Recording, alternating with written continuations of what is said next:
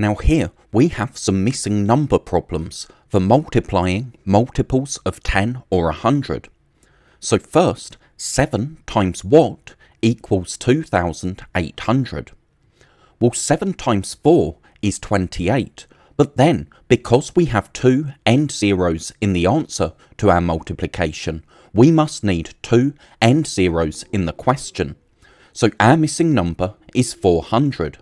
That's because 7 times 4 is 28, and then we need two end zeros in our multiplication question because we have two end zeros in our answer. Now this next problem isn't really a missing number problem at all, because all we have on this side of the equal sign is an answer box, and it doesn't matter whether the equal sign is at the start or at the end of a calculation, we do the same thing. So we just need to multiply 9 by 800. Well, 9 times 8 is 72, and then because we have two end zeros in our question, we need two end zeros in our answer. So our missing number, or our answer, is 7,200, because 9 times 8 is 72, and then we need two end zeros. Now, what times 90 equals 450? Well, 5 times 9 is 45, and we have an end zero in both the question and the answer, so our missing number is just 5. 5 times 9 is 45, and then we have an end zero in the question, so we have an end zero in the answer. What times 7 equals 630? Well, 9 times 7 is 63, but because we have an end zero in the answer to our multiplication, we need an end zero in the question as well. So 9 times 7 is 63, and we need our end zero, so our missing number is 90. What times 300 equals 1,500? Well, 5 times 3 is 15. We have two end zeros in our answer, but we already have two end zeros in our question, so our missing number is just 5. 5 times 3 is 15, and then because there's two end zeros in the question, there's two end zeros in the answer. Now, what equals 6 times 50? Again, like the problem we solved up here, this isn't really a missing number problem because we don't have anything else except for an answer box on this side of the equal sign.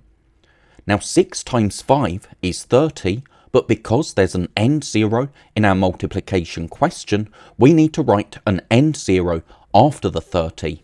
So 300 equals 6 times 50 because 30 is 6 times 5 and we need our end zero.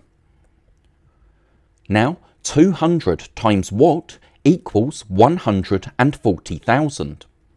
Well, 2 times 7 is 14, but here we have a total of 1, 2, 3, 4 end zeros in our answer, so we're going to need a total of 4 end zeros in the question.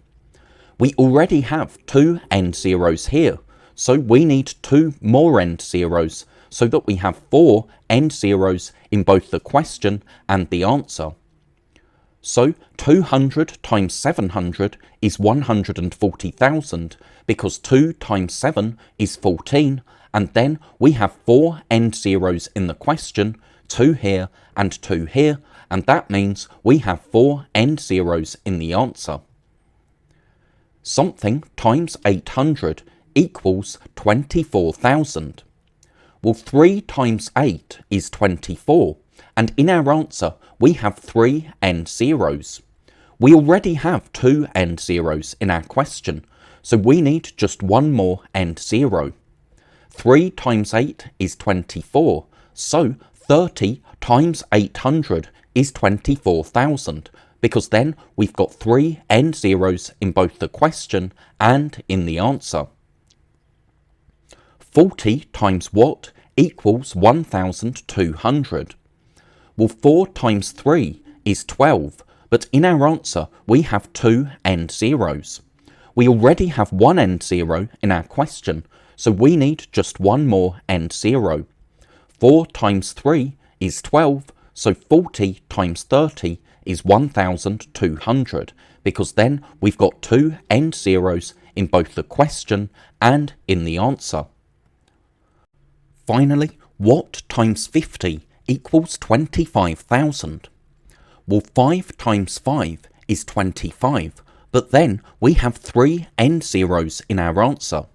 We already have one end zero in our question, so we need two more end zeros so that we have three end zeros in our question altogether. So 5 times 5 is 25. That means that 500 times 50 is 25,000.